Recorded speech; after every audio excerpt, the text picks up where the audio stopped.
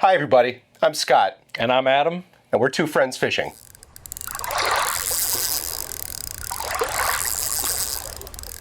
So you might have seen that we've been posting about this channel or this idea or project or whatever you want to call it on Instagram and other social media platforms. Yeah, so we decided that both of us kind of have an accumulated knowledge of fishing over this past couple of years of getting back together, and we wanted to share everything that we've learned with you guys. Now, obviously, we're not claiming to be any sort of experts, but we wanted to have a channel that showed the perspective of an angler that's learning. Somebody that doesn't know everything, somebody that's going out on the water and maybe trying something for the very first time. Well, and like Adam said and alluded to about friends getting back together, we're friends that actually met back in high school. We played in actually a couple of bands together, a little bit of punk rock, a little bit of hardcore stuff like that, but we were also part of our high school's bands, things like that. So, a little bit of the scene, a little bit of the nerd in us. But really, this is something that we rekindled our friendship over, that finding this passion for fishing that we shared. This is something that I more so grew up with and something that Adam more so found kind of in the last decade, last 7-8 years or so. Yeah, I fished a little bit when I was a kid. Went to some railroad bridges when I had some friends back in grade school, and just caught some really little dinks, some little bluegills and little perch and stuff like that. And it wasn't until probably about 5-6 years ago, up at my wife's family's cabin in the UP, that I actually caught my first bass. And it was pretty exhilarating to catch something that wasn't 4 inches long.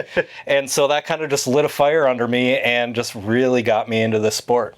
After high school, Adam and I both kind of went our own ways. Adam became a media professional, fantastic photographer and retoucher, and I went a different career path. I actually became an attorney. I've coached youth hockey as well on an amateur basis, and really kind of a common thread that carries us forward is that we really like engaging with people, we like educating people, and we like learning from people. Yeah.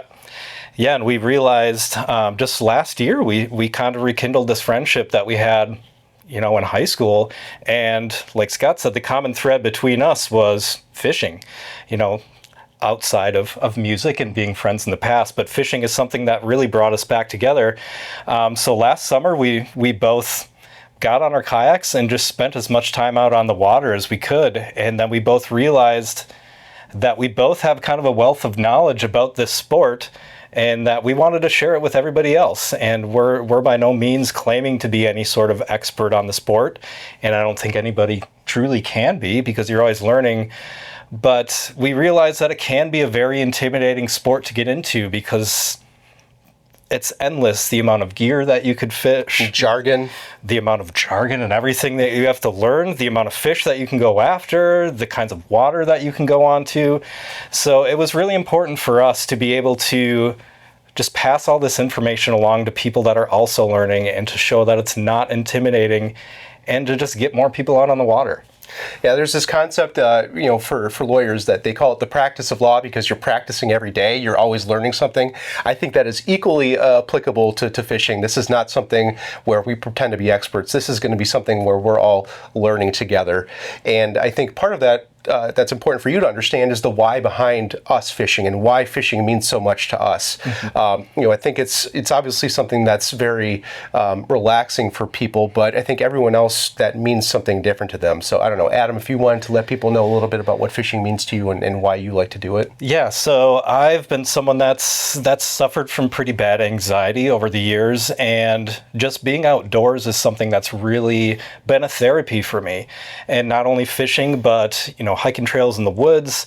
My wife and I have recently gotten into bird watching over this past year with a couple of friends of ours, and Scott as well. So just being outside in general is such a therapeutic experience, and something that we want everybody to be able to share, because these are lands and these are environments and these are animals that we need to protect and need to cherish, and show the ultimate respect for, because it truly is something that's beautiful and therapeutic for everybody. And like Adam, anxiety is something I've also dealt with in my life, and there's just something meditative about it. Casting, retrieving, hearing the birds, hearing the sound of the water, just being out there with your thoughts. And there's something about the rhythm of fishing that lets those thoughts slow down. So I really enjoy it, and it's a great chance to connect with people and connect with the people that you enjoy connecting with the most. So fishing means a lot because of what it can do for you. And he also touches on a really important point about conservation in the environment. We want to expose people to fishing. We want to get as many people into it. As a former hockey coach, I understand the high barriers to entry with how expensive that hockey can be. Fishing can be Fishing can be very expensive too, and can be very difficult to get into. And we want to lower that barrier to entry. We want to get more people fishing, but we also want them doing it in a responsible way that keeps these great fisheries, safe and well stocked for people to continue fishing for many, many years. Yeah. And a big reason for me as far as starting this channel with Scott, and something that we have talked about, is giving you guys the why. For me, I'm a very visual learner. I can learn very well when I see somebody doing something, but if I don't know why they're doing that thing, I feel like I'm only getting 50% of the information. So when I hear somebody say, I'm throwing this specific bait on this specific day during this kind of weather, I want to know, well, why does it only work during that kind of weather? Or why does it benefit me more to throw it in this kind of weather? So being able to give you guys that why, I feel, is giving you 100% of the information and giving you everything you guys need to be successful out on the water. And we've been really, really lucky to grow up in this Northeast Wisconsin area. Adam, I think you grew up mostly fishing kind of on the Fox River. Pretty much, yeah. I did a lot of fishing on the Fox when I was a kid with some friends of mine. Did some fishing around the state when I went camping with my dad, but it was never a really big thing like it was for you growing up.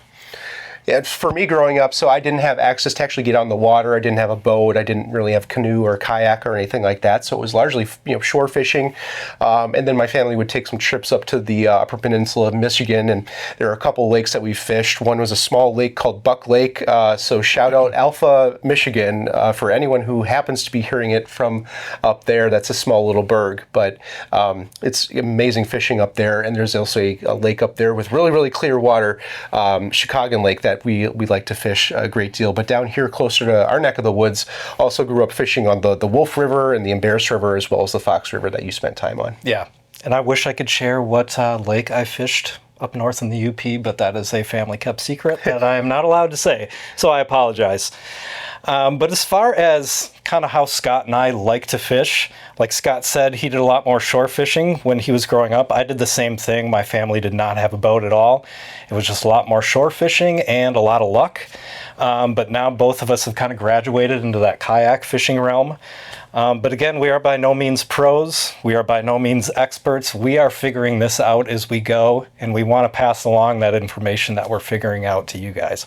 And I think that Adam might have just led us into a teaser section talking about the kayaks. That, like he talked about, we kind of reconnected over the summer. I had gotten an inflatable kayak that I was starting to get used to. I know that you had a sit on top kayak that you'd had for a couple of years as well. Was it a Pescador, I believe? Pescador 10, found it on Facebook Marketplace for $400. Nice. So if you're looking for your first kayak, get used. Go on Marketplace. You will not regret it. 100%. Yeah. So, Adam, do you want to let them know what you ended up getting?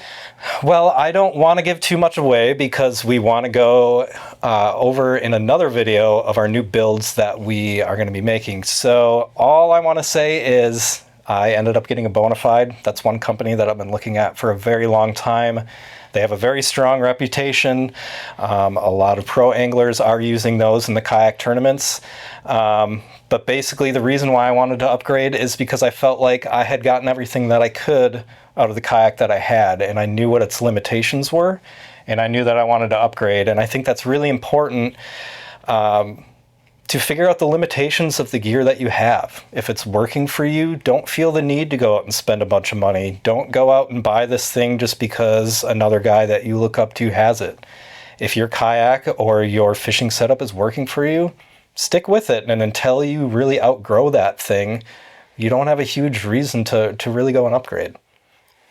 And I think I'm going to go in the same route as Adam, and I don't think I'm going to let you know what my kayak is either. But I will say that, like Adam, I was looking at the limitations of my setup, and I wanted something that was a little bit more unlimited.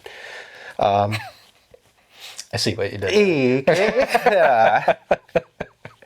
If you guys have any questions or comments for us at all, you can find us at Two Friends Fishing on Instagram. You can also find our YouTube channel, which this video will be linked to. And again, if you guys have any questions, concerns, or things that you want to see us do, just reach on out. Thank you guys very much for checking out this first episode of Two Friends Fishing. We really appreciate it. And again, I'm Scott. I'm Adam. We're Two Friends Fishing.